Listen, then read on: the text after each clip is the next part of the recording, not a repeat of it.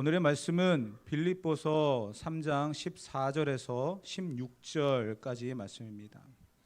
빌립보서 3장 14절에서 16절 다 같이 한 목소리로 읽겠습니다. 표대를 향하여 그리스도 예수 안에서 하나님이 위에서 부르신 부름의 상을 위하여 달려가노라. 그러므로 누구든지 우리 온전히 이룬 자들은 이렇게 생각할지니 만일 어떤 일에 너희가 달리 생각하면 하나님이 이것도 너희에게 나타내시리라. 오직 우리가 어디까지 이르렀 그대로 행할 것이라. 아멘. 바울은 이제 빌립보 성도들에게 계속해서 권면하고 또 이렇게 했으면 좋겠다라는 간절한 마음을 담아서 편지를 써내려갑니다.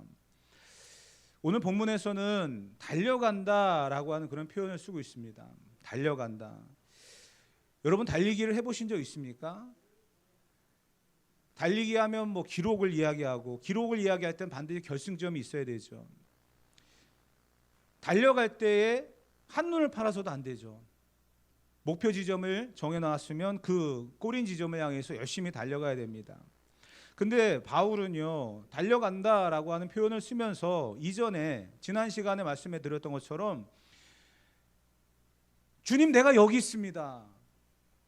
내가 이전 것들을 다 벗어버리고 그리스도 예수를 아는 지식의 고상함을 가지고 예수님을 얻기 위해서, 예수님께 발견되기 위해서 내가 달려가고 있습니다. 이런 표현을 하고 있습니다. 그것이 이제 이어져 내려오는 본문의 말씀인데요.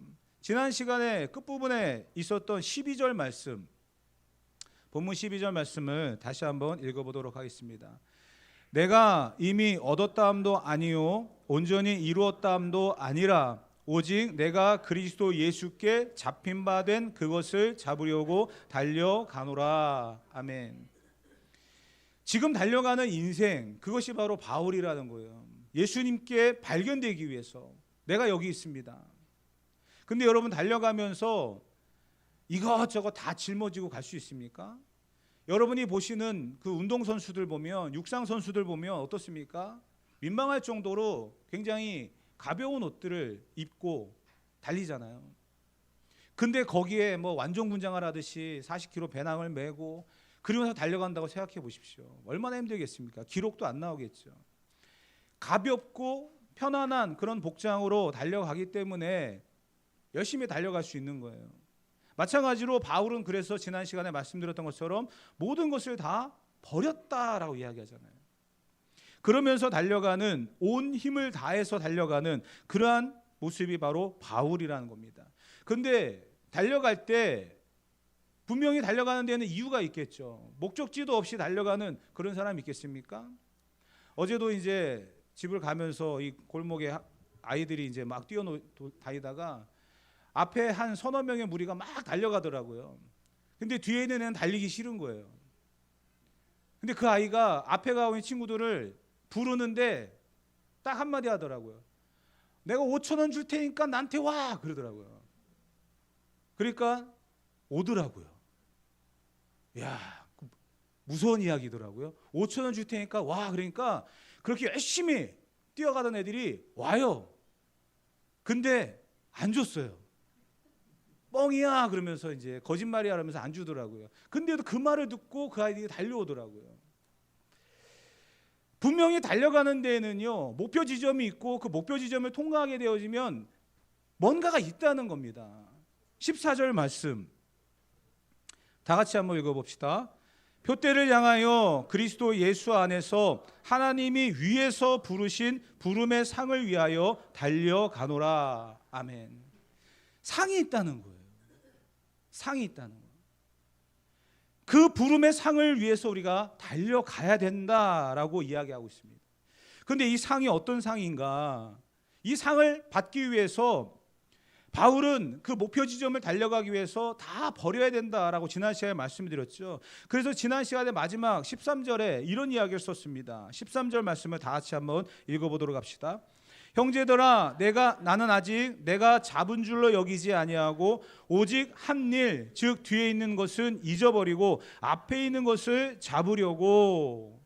지금 달려가는 바울의 입장에서는요, 뒤에 있는 것을 잊어버리고 앞에 있는 것을 잡으려고 달려간다, 그렇게 이야기하고 있습니다. 뒤에서 했었던 일, 그것을 본문에서 한 일이라고 되어 있는데 그것은 한 가지 일이거든요. 그 한 가지 일, 자기가 지금까지 살아왔던 모든 것들을 그냥 하나로 묶어버렸어요. 그리고서 그것을 다 잊어버렸다. 그리고 앞에 있는 것을 잡으려고 달려간다. 정말 힘을 다해서 달려가고 있다는 거예요. 그런데 그 달려가는 이 바울이 우리에게 또 주는 교훈이 이런 메시지가 있어요. 디모데후서 4장 7절, 아들같이 여겼던 디모데에게 전했던 메시지입니다. 다 같이 읽어봅시다. 나는 선한 싸움을 싸우고 나의 달려갈 길을 마치고 믿음을 지켰으니. 아멘. 바울이 힘쓰고 애쓰며 달려가는 그 다름박질에는요, 목표가 있었어요. 분명한 목표, 믿음을 지키기 위한 목표였다는 거예요. 그러기 위해서 지금까지 해왔던 그 모든 일들을 다 내려놓고 오직 앞만 보고 달려가는 그러한 다름박질의 선수가 되었다는 것입니다. 그런데 그렇게 믿음을 지켰을 때 어떤 상이 있느냐? 바울은 또 이렇게 얘기했습니다. 디모데후서 4장 8절, 다 같이 읽어봅시다. 이제 후로는 나를 위하여 의의 면류관이 예비되었으므로 주 곧 의로우신 재판장이 그날에 내게 주실 것이며 내게만 아니라 주의 나타나심을 사모하는 모든 자에게도니라. 아멘. 달려가고 목표 지점에 도달했던 그 사람에게 상을 주시는데 그 상이 무엇이냐? 의의 면류관이랍니다. 그런데 세상의 법칙은요, 1등만 기억하죠. 1등에게만 상을 줍니다. 그런데 하나님은요, 부르신 자들에게 다 상을 주신다는 거예요. 달려온 사람들에게 모두 다 상을 주신다는 거예요. 디모데후서 4장 8절에 뭐라고 되어 있어요? 내게만 아니라 주의 나타나심을 사모하는 모든 자에게도니라. 저와 여러분들이 다 받을 수 있다는 거예요. 이 믿음의 다름박질은요, 빨리 간다고 해서 되는 게 아니더라고요. 1등을 해야만 받을 수 있는 것도 아니다는 거예요. 부름의 상은 부르신 분이 다 주시려고 하는 목적이 있다는 겁니다. 그래서 우리는 믿음을 지키며 달려가는 것이 중요한 거예요. 방향을 잃어버리지 않고 목표를 잃어버리지 않고 달려가기만 하면 된다라는 것입니다. 그래서 본문에는 표대라고 하는 결승점이 있음을 우리에게 이야기하고 있고요. 주의 나타나심을 사모하는 자라고 하면서 주님 다시 오시는 그날까지 달려가는 인생이 되어야 된다라는 것을 말씀을 하고 있습니다.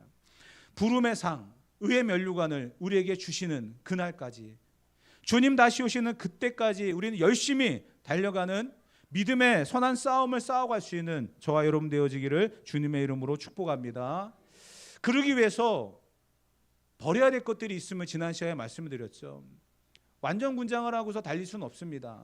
다 버려야 돼요. 그래야 달릴 수 있습니다.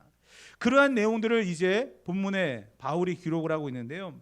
어떻게 해야 잘 달릴 수 있을까? 어떻게 해야 믿음을 지키며 의의 면류관에 이 상을 받을 수 있는 이 결승점, 표대를 향한 다름박질을 온전히 할 수 있을까? 본문에 보게 되어지면 세 가지를 이야기하는데요. 첫째, 13절, 다시 한번 13절을 읽어보도록 하겠습니다.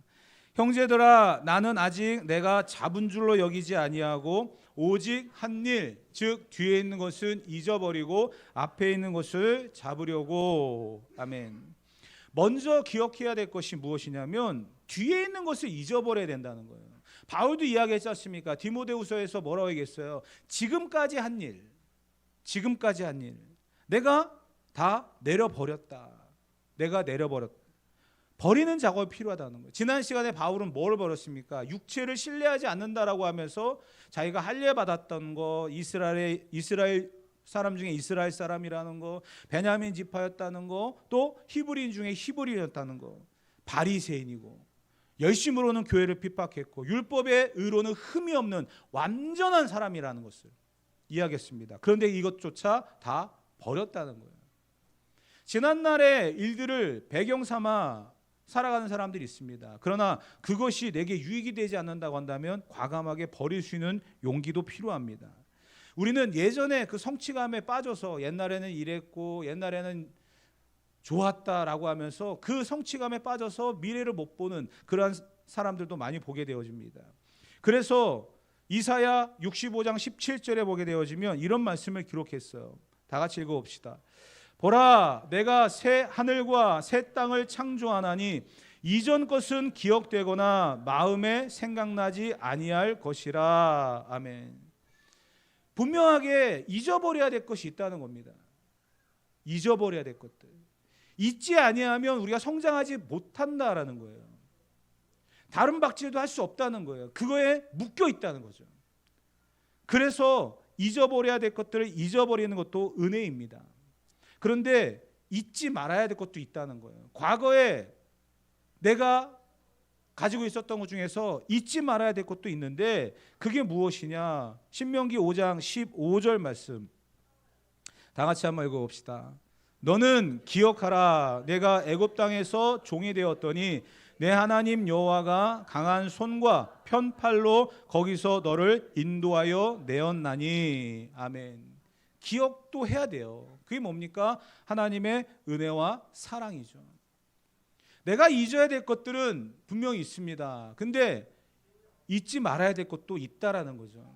근데 반대로 잊지 말아야 될 것들을 잊어버리고 잊어야 될 것들을 계속 갖고 있으면 문제가 심각해진다는 거예요. 거기에 얽매여 있다는 거죠. 거기에 붙들려 있다는 거예요.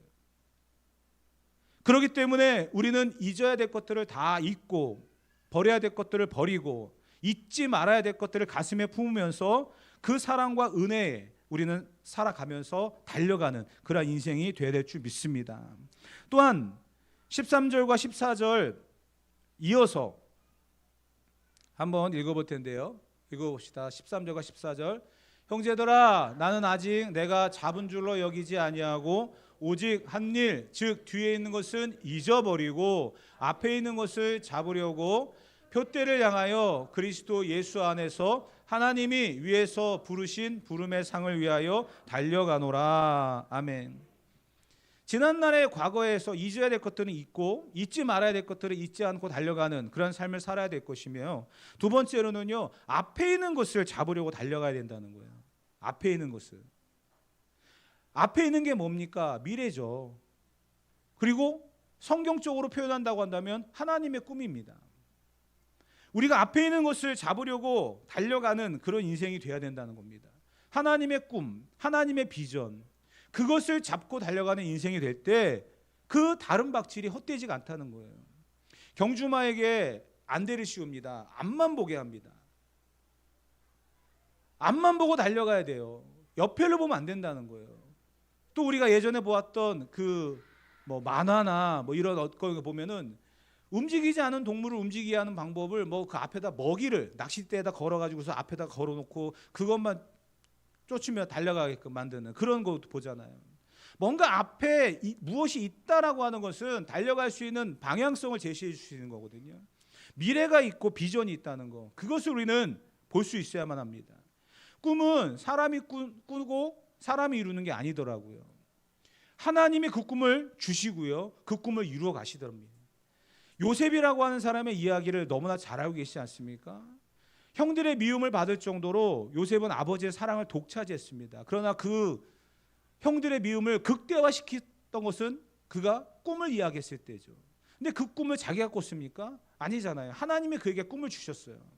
그리고 그 꿈이 애굽이라고 하는 곳에 가서 이루어집니다. 결국은 흉년의 때에 형들과 그 가족이 와서 요셉에게 절을 하면서 그 꿈이 이루어집니다. 형들에게 이야기합니다. 당신들이 나를 여기에 보낸 게 아닙니다. 하나님이 나를 먼저 이곳에 보내셔서 이렇게 하셨습니다. 우리는 하나님이 이루어 가시는 미래를 보는 사람이 되어야 될 줄 믿습니다. 기도해야 됩니다. 하나님이 주시는 꿈이 무엇인지를 보아야 되고요, 그 꿈이 어떻게 이루어져 가는지를 보는 저와 여러분이 되어야 될 줄 믿습니다. 그것이 바로 앞을 향해 달려가는 그러한 인생인데요. 그런데 마찬가지로 버려야 될 미래도 있다는 거예요.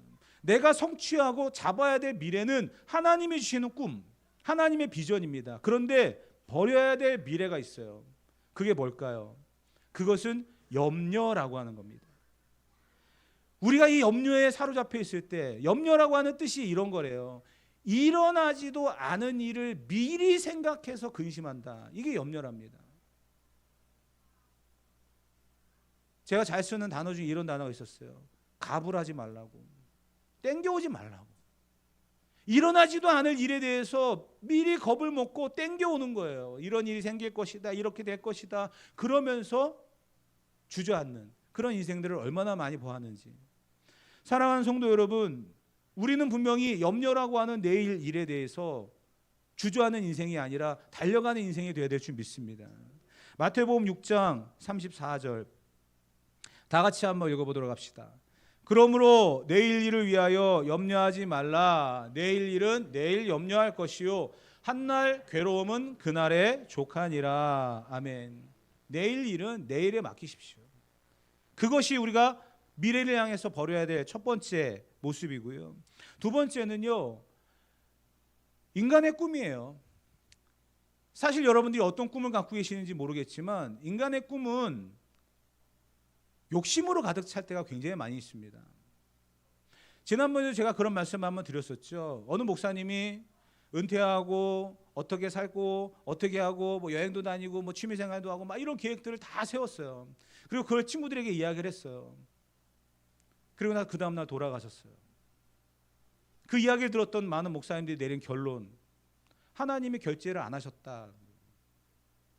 내가 인간의 계획을 세우고 꿈을 가지고 이렇게 살겠다라고 계획을 세웠지만 하나님이 정작 결제를 안 하시니까 그 다음날 돌아가시더라고요.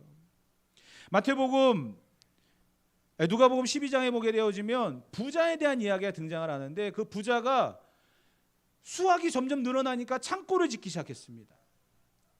그 창고가 가득 쌓일 것을 생각하며 나는 이제 부요롭다, 풍요하다, 이런 이야기를 했습니다. 근데 그 사람의 생명을 거둬가셨대요.